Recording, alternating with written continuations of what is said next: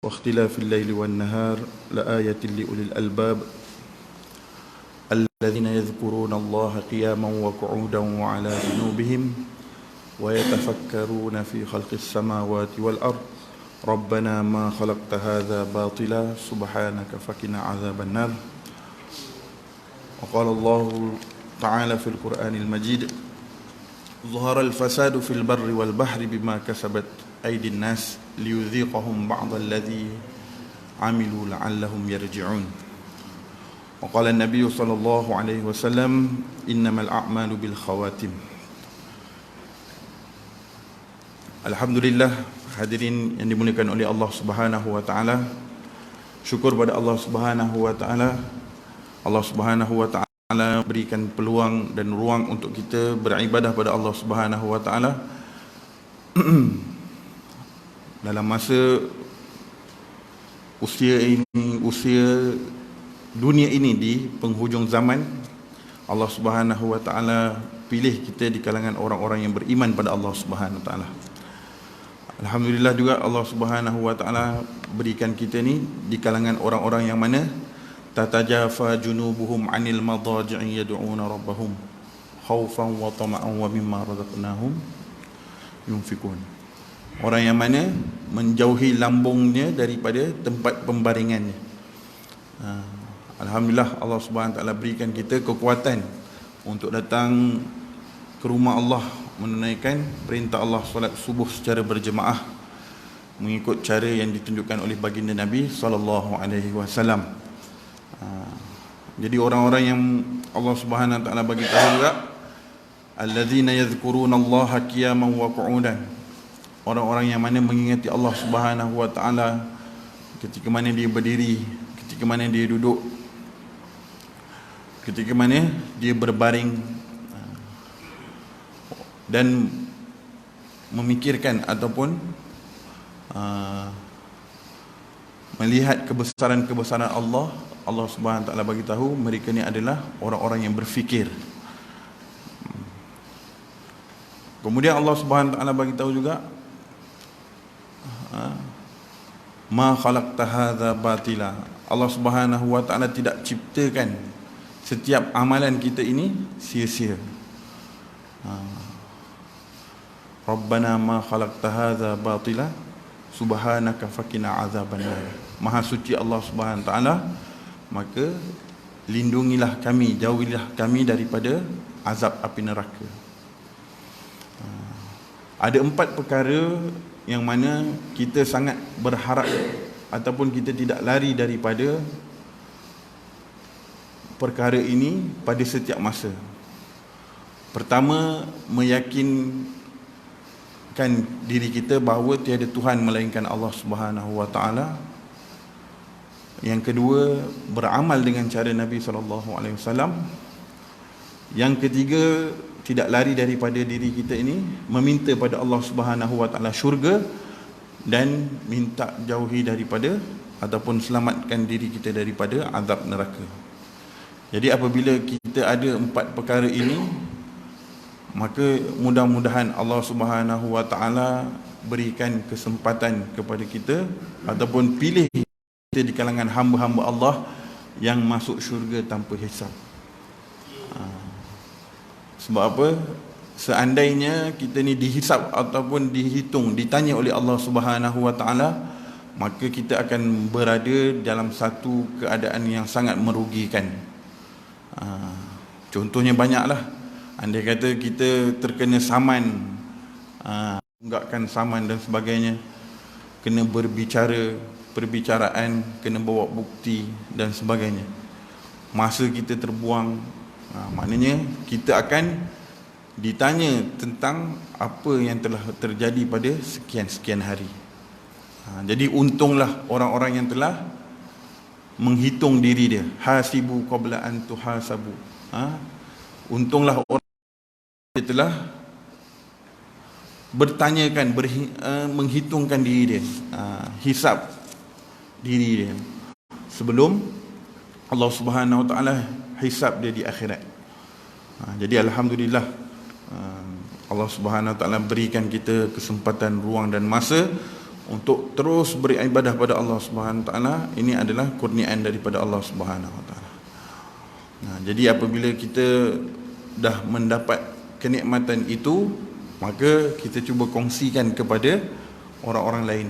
Apatah lagi saya yang masih bukanlah kata orang muda ni Allah Subhanahu Wa Taala tidak tarik umur dia, tidak tarik nyawanya. Tetapi orang-orang muda ni perlu dibangkitkan. Sebab apa? Perlu kepada pelapis-pelapis. Generasi yang seterusnya akan memangkin, akan menghidupkan usaha-usaha agama, usaha-usaha yang mana Allah Subhanahu Wa Taala suka. Disebabkan usaha-usaha agama itu, maka Allah Subhanahu Wa Taala akan amkan hidayahnya. Hari ini kita lihat bagaimana kita nak mendapatkan pelapis daripada usia yang muda ni sangat sukarlah. Sehingga kan kita terpaksa buat berbagai-bagai program untuk menarik manusia ataupun orang-orang muda ini datang ke rumah Allah Subhanahu Wa Taala. Begitu juga nilai dia sama seperti satu orang ayah ni menanggung anak. Anak kita 20 tahun dulu dia tak mampu pun untuk biaya ataupun untuk hidup, untuk beli rumah dan sebagainya. Apatah lagi 20 tahun akan datang kita tak tahu. Ataupun 10 tahun akan datang, anak kita yang sama yang kita jaga, adakah dia mampu untuk teruskan hidup dia? Itu dalam faktor kehidupan. Tapi dalam faktor agama lebih-lebih ada lagi, supaya apa? Kehidupan di dalam alam akhirat nanti berterusan nak mendapatkan kebaikan. Sebab hari ini kita masing-masing ada KPI. Nak dapatkan sesuatu, nak mencapai, orang bisnes nak mencapaikan sesuatu, dia mesti ada KPI dia. Begitu juga pembelajaran, mesti ada RPH, rekod pembelajaran harian. Begitu juga tubuh badan kita, kena ada BMI, Body Mass Index, kena sama dia punya level dia. Kalau tak, lebih sikit, lebih garam sikit, naik darah tinggi pula. Kurang sikit jadi hypo pula, kurang gula jadi hypo pula. Terlebih makan kambing jadi mudarat pula. Berbagailah. Hari ini kita nak lihat KPI ataupun kehidupan dalam keluarga kita berbalik pada anak kita. Kalau 10 tahun dulu kitalah yang membiaya dia belajar, 10 tahun akan datang pun mungkin kalaulah dia tidak berjaya dalam pembelajaran dia, kita juga akan membiaya dia dalam pembelajaran. Tapi apa yang pentingnya, usaha itu berterusan mengikut cara baginda Nabi sallallahu alaihi wasallam.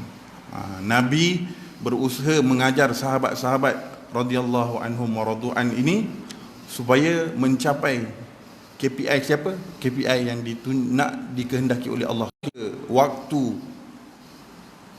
perniagaan, umur yang manfaat, semua ada pada zaman Nabi sallallahu alaihi wasallam. Jadi bila mana kehidupan kita tidak ada syariat ataupun kehidupan kita tidak berlandaskan dengan agama yang dibawa oleh Nabi SAW, maka kita ni masih lagi tergolong dalam firman Allah Subhanahu Wa Taala, innal insana lafi khusr. Sesungguhnya manusia itu benar-benar di dalam kerugian. Benar-benar waktu kita masih belum sampai apa yang dikehendaki oleh Allah Subhanahu Wa Taala. Pembelajaran kita, ilmu agama kita belum sampai apa yang dikehendaki oleh Allah Subhanahu Wa Taala. Begitu juga amalan kita belum sampai lagi apa yang dikehendaki oleh Allah Subhanahu Wa Taala. Jadi tuan-tuan hadirin yang dimuliakan oleh Allah Subhanahu Wa Taala, begitulah kehidupan kita yang sedang berlangsung ini. Tak lari sebagaimana kita usahakan solat kita. Sepanjang umur kita, kita memperbaiki solat kita. Andai solat kita diterima oleh Allah Subhanahu Wa Taala, maka segala amalan-amalan yang lain akan mudah. Puasa kita, zakat kita, haji kita. Sebab sepanjang umur kita ni memperbaiki solat. Kalau tak percaya, pergilah mana-mana masjid pun mesti ada menceritakan khusus bab solat. Kita pergi mana-mana kuliah pun kita akan diingatkan mengenai solat kita, solat di awal waktunya, perbaiki bacaan dalam solatnya, rukun qaulinya, rukun fi'linya, rukun qalbinya. Kalau tak sempurna, kena belajar lagi, kena sempurnakan lagi. Apatah lagi generasi pada hari ini, kita tak tahu apa yang mereka usahakan hari ini, bagaimana sembahyang mereka, cukup tak solat dia, rakaat dia bagaimana.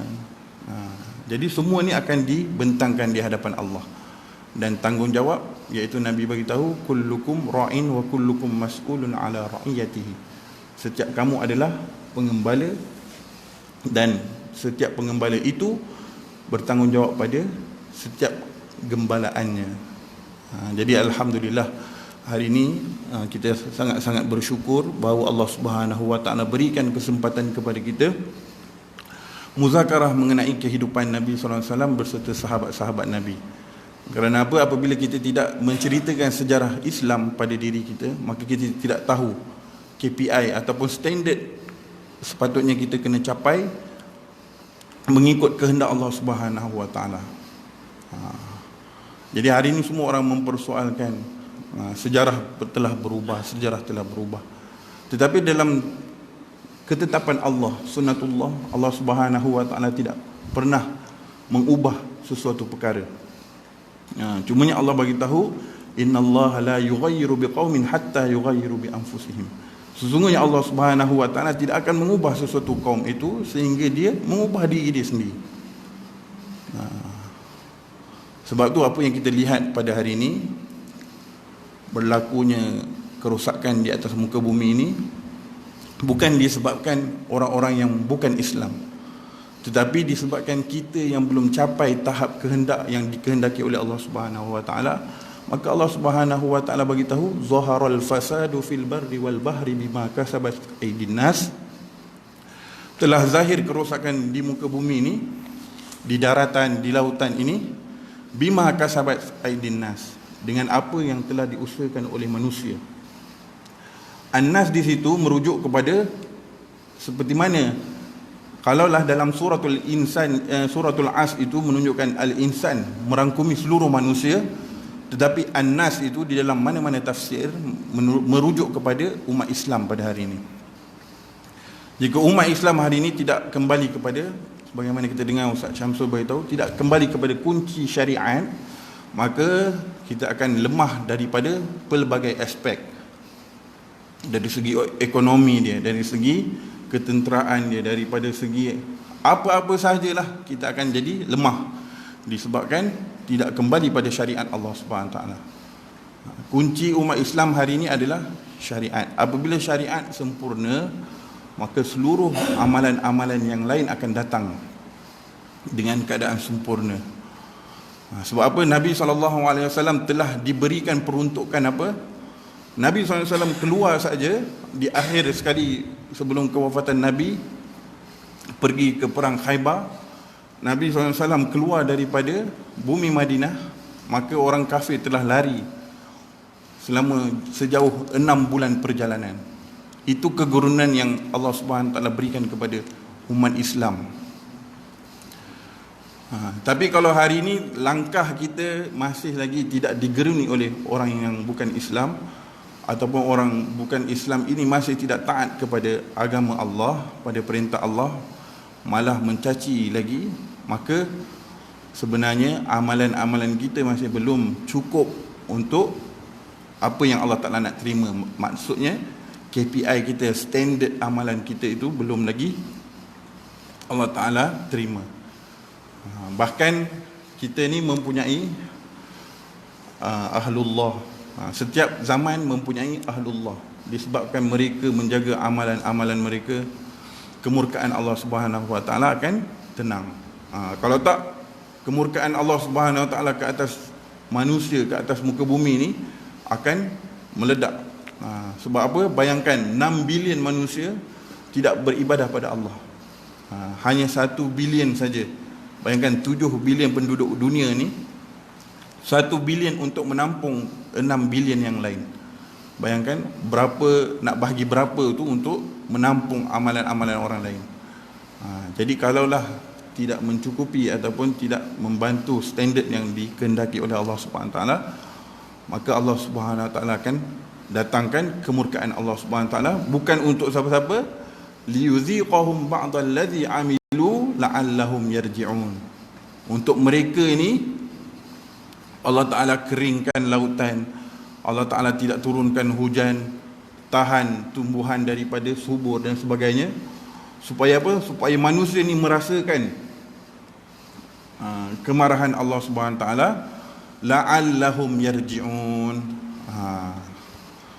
Semoga mereka ini yatubun. Dalam tafsir bagi tahu yarji'un itu adalah yatubun, orang-orang yang kembali pada Allah Subhanahu Wa Taala, taubat minta pada Allah Subhanahu Wa Taala keampunan Allah Subhanahu Wa Taala. Sebab apa tuan-tuan yang dimuliakan oleh Allah Subhanahu Wa Taala? Firaun lebih kurang 9 ataupun 7 tanda ataupun bukti-bukti ayat-ayat Allah Subhanahu Wa Taala, mukjizat yang diberikan kepada Nabi Musa, kemudian diberikan dakwah kepada Firaun untuk Firaun itu bertaubat pada Allah Subhanahu Wa Taala. Maka Firaun tidak mahu untuk beriman pada Allah Subhanahu Wa Taala.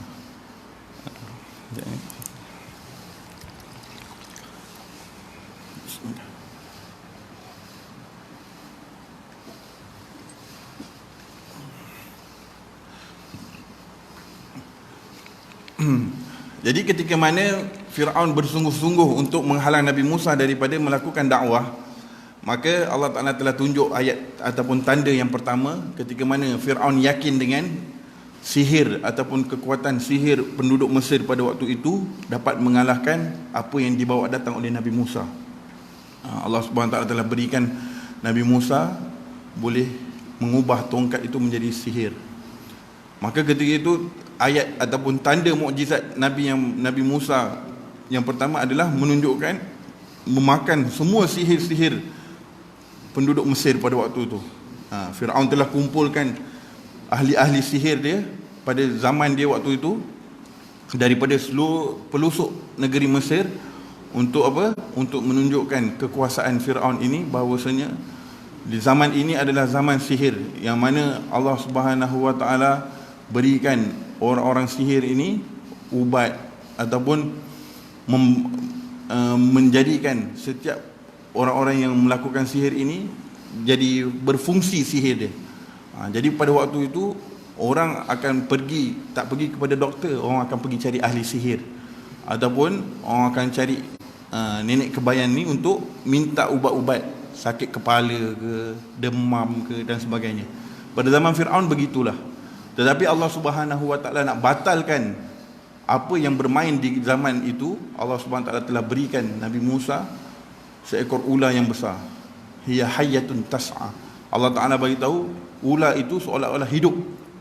Ketika mana Allah Taala panggil Nabi Musa alaihissalam naik ke Muqaddasi Tua, di lembah Tua itu, Allah Taala telah minta Nabi Musa campakkan tongkat dia. Nabi Musa, Allah Ta'ala bagi tahu, tanya apa? Wa ma tilka biyaminika ya Musa? Apakah yang ada di tangan kamu wahai Musa? Nabi Musa kata, qala hiya asaya atawakka'u 'alaiha wa ahushu biha. Nabi Musa bagi tahu, inilah tongkat. Disebabkan rasa keseronokan berbual dengan Allah Subhanahu Taala tu, Nabi Musa jadi cerita panjang. Ini tongkat aku buat bersandar, aku buat halau kambing dan sebagainya semasa aku duduk dengan satu orang syekh di Madian. Wa ahushu biha ala ghanami wa hiya fiha ma'aribu ukhra. Kemudian Allah Subhanahu Taala beritahu, campakkan tongkat itu. Campak wahai Musa, campakkan tongkat itu. Lalu Nabi Musa campakkan tongkat itu. Kemudian jadi qala hiya hayyatun tas'a, jadi ular yang hidup. Jadi ketika itu Allah Subhanahu Wa Taala nak menguji satu orang nabi supaya Nabi itu benar-benar boleh menjadi satu orang rasul yang membawa risalah daripada Allah Subhanahu wa taala, maka ini dah cerita tafsir kan. Tapi inilah sejarah yang mana Allah Subhanahu wa taala nak tunjukkan bukti mukjizat yang pada hari dakwah Nabi Musa alaihissalam kepada Firaun itu berlaku pada zaman kini.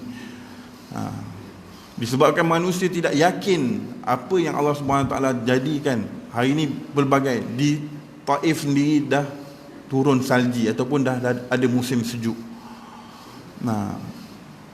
Allah Ta'ala pula datangkan sedikit ujian. Sekarang ahli-ahli jemaah nak pergi tunaikan umrah hari ini dah tersekat. Kemudian bukan disekat disebabkan ada penyakit dan sebagainya. Sebagaimana pada hari ini pun Ustaz Syamsul bagi tahu, orang lelaki dah tak pandai dah pilih nak pakai songkok ke nak pakai telekung dah sekarang. Yang pilihnya telekung.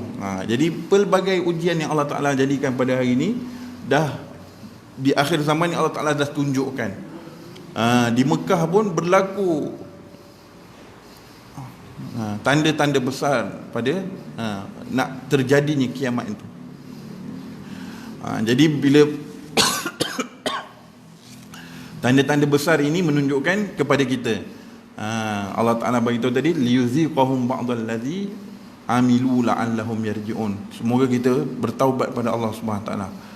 Bukan orang yang melakukan tu kena taubat, kita ni sebagai orang Islam kena bertaubat. Sebab apa? Allah Ta'ala tidak akan menjadikan satu perkara yang sangat besar melainkan atas usaha daripada umat Islam tu sendiri. Sebab bila mana berlakunya keadaan kesusahan, Allah nak kita ni kembali pada Allah Subhanahu Wa Ta'ala dalam keadaan rendah diri. Jadi saya berbalik pada cerita zaman Fir'aun tadi. Apabila Nabi Musa alaihissalam hinakan Fir'aun dengan mengalahkan seluruh ahli sihir, maka Allah Subhanahu Wa Ta'ala telah turunkan tanda-tanda lain. Allah Ta'ala bagi kemarau pada bumi Mesir. Tanam-tanaman dia habis semua, jadi kemarau, tak dapat makan. Kemudian Fir'aun pergi merayu pada Nabi Musa supaya Allah Ta'ala angkat azab yang Allah Ta'ala berikan kepada penduduk Mesir pada waktu tu. Pada cerita Fir'aun dan Nabi Musa ni, yang negara paling masyhur waktu tu Mesir lah. Malaysia tak ada lagi, mungkin ada tapi tak berapa penduduknya ada ke tidak, wallahu alam. Kalau ada, wallahu alam lah, siapa nenek moyang kita ada ke dan sebagainya. Jadi cerita yang masyhur iaitu ketika zaman Nabi Musa AS, cerita Nabi Musa dengan Fir'aun ni sangat banyak di dalam Al-Quran. Tak putus-putus Allah Ta'ala berikan ceritakan pada Nabi SAW mengenai kisah Nabi Musa dan juga Fir'aun ni. Sehingga kalaulah nak dihimpunkan kisah Fir'aun dan Nabi Musa ni, ulama tafsir mengatakan daripada permulaan suratul Baqarah sampai Qul a'udzu birabbin nas, jadi 1/8 daripada Al-Quran tu cerita Nabi Musa alaihissalam. Maknanya kisah Nabi Musa ni sempurna sehingga dia Allah Subhanahu Wa Ta'ala tenggelamkan Fir'aun. Jadi datanglah mukjizat-mukjizat serta azab-azab yang lain. Fir'aun ini mengadu. Orang yang tidak beriman ni dia akan mengadu pada orang beriman supaya minta pada Allah Subhanahu Wa Ta'ala selesaikan masalah. Bayangkan. Sekarang apa yang berlaku adalah orang yang bukan Islam tidak meminta pada orang Islam, malah mencaci pula orang Islam. Jadi di manakah adab pada waktu itu? Pada waktu kini, di manakah adab orang yang bukan Islam itu kepada orang Islam?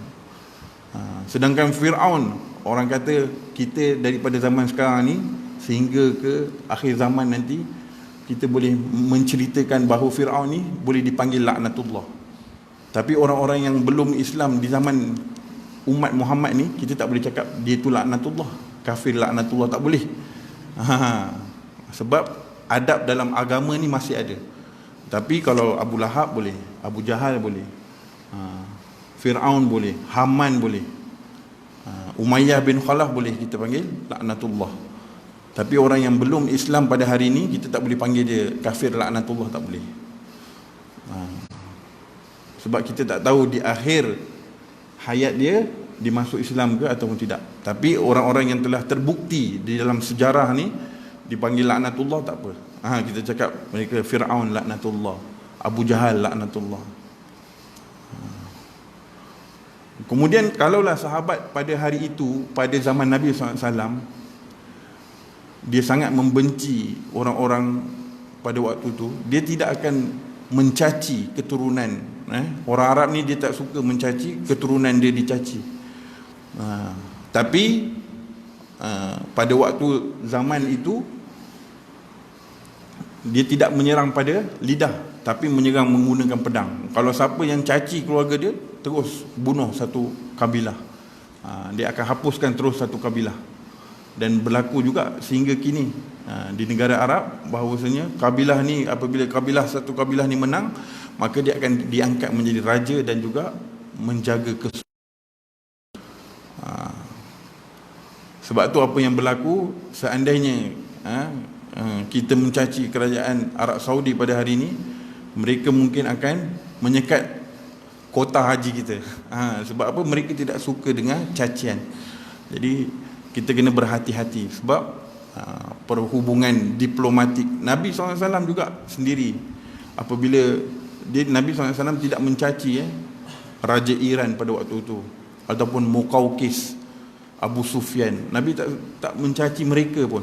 Malah apabila selesai daripada umrah yang mana tahun ke-6, disebabkan Nabi SAW tidak masuk ke dalam Mekah pada waktu itu, Allah SWT suruh balik ke Madinah.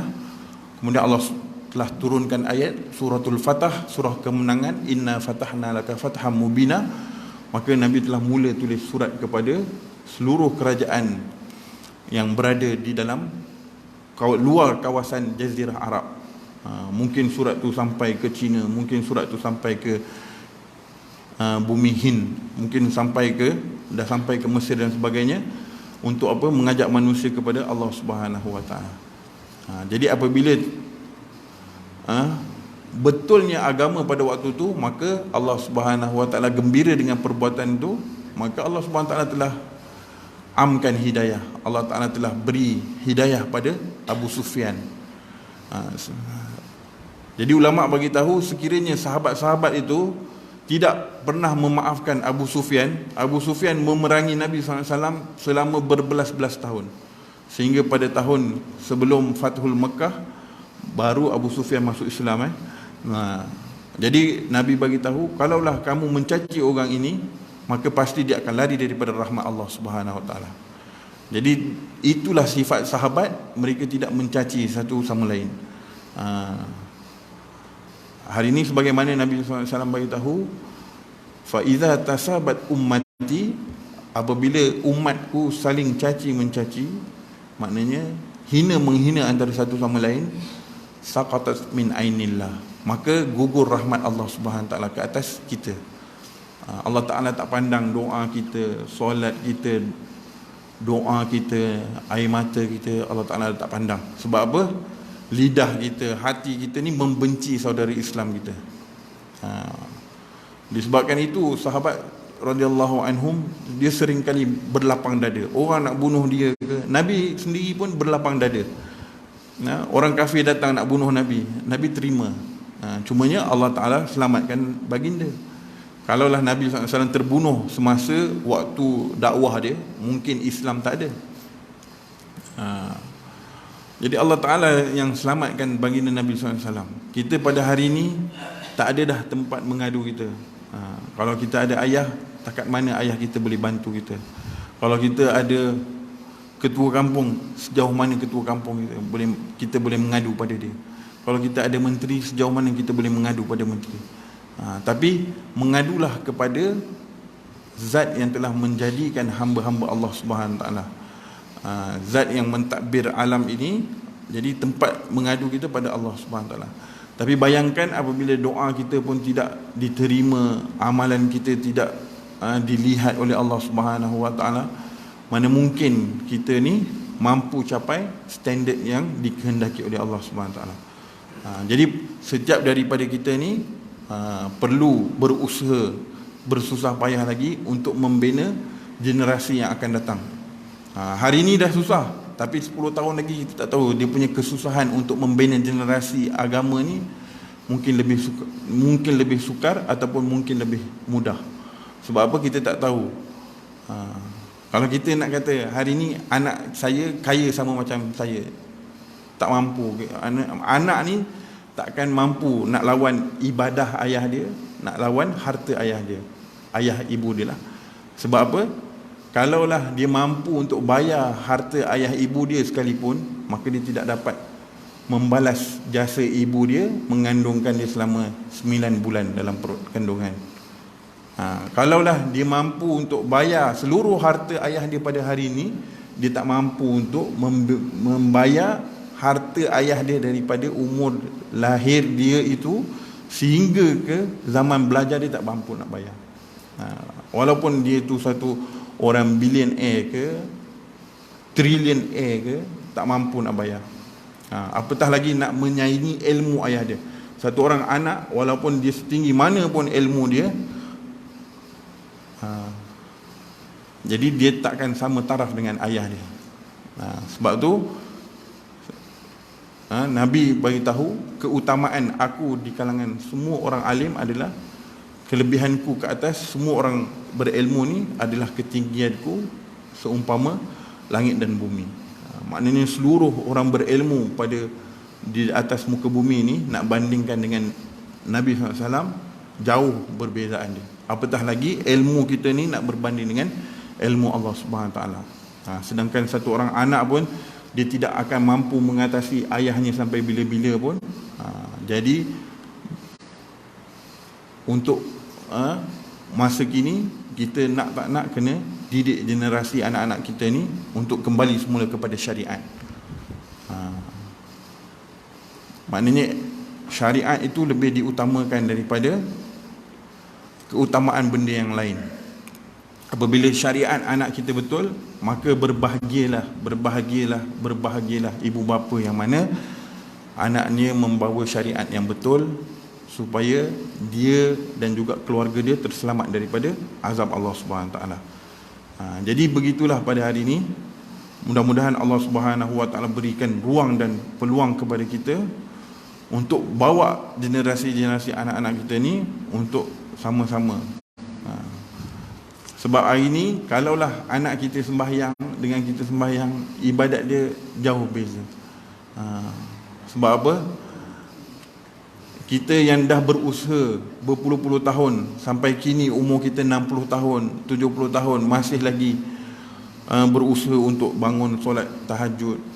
Jadi orang muda hari ni tak ada yang akan mewarisi harta kita, tapi amalan dia sama tak dengan apa yang kita usahakan selama ni 40 tahun, 50 tahun. Jadi kalau tak, kita kena fikir-fikirkan, kena renung-renungkan supaya amal ibadah anak-anak kita pun prestasi dia meningkat mengikut standard yang dikehendaki oleh Allah Subhanahu Wa Taala. Hari ini kita nak sihat, tubuh badan kita nak sihat, anak kita nak sihat. Kalau ada sakit kita akan usahakan. Pembelajaran anak-anak kita nak. Tapi standard yang Allah Subhanahu Wa Taala nak belum lagi kita usaha untuk capaikan. Jadi insya-Allah mudah-mudahan saya dan tuan-tuan dapat mencapai apa yang Allah Subhanahu Wa Taala kehendaki, dan juga Allah Subhanahu Wa Taala berikan kekuatan kepada kita supaya sama-sama dapat tingkatkan, turunkan kemarahan Allah Subhanahu Wa Taala pada hari ini. Jadi kalau Allah Subhanahu Wa Taala dah sayang, maka Allah Subhanahu Wa Taala akan jadikan kehidupan kita ni berkah, keberkahan itu untuk selama-lamanya. Jadi hari ini kita pergilah, kalaulah kita kata nak berjalan ataupun nak bersafar ke negara-negara Islam, maka kita akan lebih risau daripada kita bersafar negara-negara yang bukan Islam. Katakanlah kita pergi negara yang Islam, hari ini kita pergi Syria katakan. Perjalanan dia lebih baik kita pergi London, walaupun harga tiket lebih kurang dan sebagainya. Tapi nak kata nak berjalan di bumi Islam ini lebih sukar, lebih sulit berbanding nak berjalan di bumi orang yang belum Islam lagi. Sebab tu kita kena fikirkan bagaimana Islam itu indah, tetapi bagaimana keindahan dia itu perlu diteruskan. Sebab tu perebutan antara umat Islam satu umat Islam yang lain, sebenarnya Allah Ta'ala berikan berterusan. Sebab tu Nabi SAW minta 3 doa yang mana Allah Subhanahu Wa Ta'ala kabulkan 2 dan 1 Allah Ta'ala terima di akhirat je. Pertama, Nabi SAW minta apa? Supaya umat Nabi SAW tidak mati kebuluran. Dan jadi ternyata pada hari ini, kalau hari ini orang yang mati disebabkan wabak ada, sakit dan sebagainya ada, tapi disebabkan kebuluran beramai-ramai, mati secara lapar. Umat manusia pada hari ini tak pernah kita dengar 500 juta penduduk dunia mati disebabkan tak dapat makanan, tak ada. Jadi kita boleh tengok setiap tempat yang mana tidak ada makanan, kita tengok berapa banyak NGO dalam dunia ni terus hantar makanan, PBB ke, NATO ke, apa semua hantar makanan. Sebab apa? Tak ada orang akan biarkan manusia ni lapar. Di Afrika ke, tempat yang mana orang kata gersang dan sebagainya, kalau kita lihat statik dekat dunia ni, setiap tahun ada dihantar makanan ke tempat-tempat yang begitu. Afrika ke, tempat yang ada peperangan ke, tak ada orang yang kata mati kebuluran ramai-ramai, tak ada. Jadi yang kedua, Nabi SAW minta bahawasanya umat Islam ini dapat bersatu padu, Allah Ta'ala tak terima. Kemudian yang ketiga, Nabi SAW minta supaya umat ni tidak mati disebabkan wabak. Yang ketiga ni, walaupun kita dengar hari ni wabak penyakit tu banyak, tetapi tidak melampaui ada 1 bilion manusia mati, tak ada. Hari ni tak ada. Disebabkan doa Nabi SAW, Allah Ta'ala terima 2. Yang satu tu Allah Ta'ala terima di akhirat nanti, ketika mana Allah Subhanahu Wa Ta'ala ampunkan manusia pada waktu itu di Yaumul Mahsyar, maka Allah Subhanahu Wa Ta'ala berikan doa, mustajabnya doa Nabi itu, supaya kemurkaan Allah, kemarahan Allah di Yaumul Mahsyar itu menjadi reda. Jadi hari ini kita jangan tunggu hari Yaumul Mahsyar nanti nak meredakan kemarahan Allah. Pada hari ini, bermula pada sekarang ni, pada waktu ini kita dah kena berusaha supaya janganlah diri kita, anak-anak kita, isteri-isteri kita, jiran-jiran kita, orang kampung kita, janganlah menaikkan kemarahan, kemurkaan Allah. Disebabkan apabila kemurkaan Allah Subhanahu Taala meletus saja, maka banyaknya kerosakan di atas muka bumi ini akan zahir disebabkan usaha daripada diri kita sendiri. Jadi insya-Allah mudah-mudahan muzakarah kita pada pagi ini saya dapat mengambil manfaat dan istifadah yang besar, dan juga tuan-tuan, insya-Allah Allah Subhanahu Taala berikan penambahan ilmu yang manfaat kepada kita, rezeki yang barakah dan mencukupi kepada Taala, kekalkan iman kita insya-Allah. Jadi insya-Allah apa yang baik itu datang daripada Allah Subhanahu Taala, apa yang kurang tu daripada kelemahan diri saya. InsyaAllah. Dan satu lagi iklan, kalau ada siapa-siapa yang berkemampuan untuk beri sumbangan pada tahfiz, jadi di tahfiz saya ada dibukakan untuk sumbangan saluran. Kalau siapa-siapa yang ada kelapangan untuk menyalurkan, boleh saya akan iklan di dalam grup WhatsApp. InsyaAllah terus ke ruang infak. Mudah-mudahan Allah Subhanahu Wa Taala tambahkan rezeki tuan-tuan dan puan-puan, dan Allah Subhanahu Wa Taala berikan maghfirah kepada kita. Dan persiapan kita pada hari ini, kita akan masuk bulan Ramadan dah, yang mana mudah-mudahan bulan Ramadan pada tahun ini lebih baik daripada tahun-tahun sebelumnya. Dan persiapan kita pada hari ini, di bulan Rajab ni digalakkan berpuasa. Mana-manalah, kalau siapa yang dah berpuasa Isnin Khamis tu istiqamah, alhamdulillah. Kemudian Nabi paling banyak berpuasa di dalam bulan Syaban. Bukan sepenuhnya bulan Syaban tu Nabi puasa, Nabi banyak berpuasa di dalam bulan Syaban untuk persiapan Ramadan.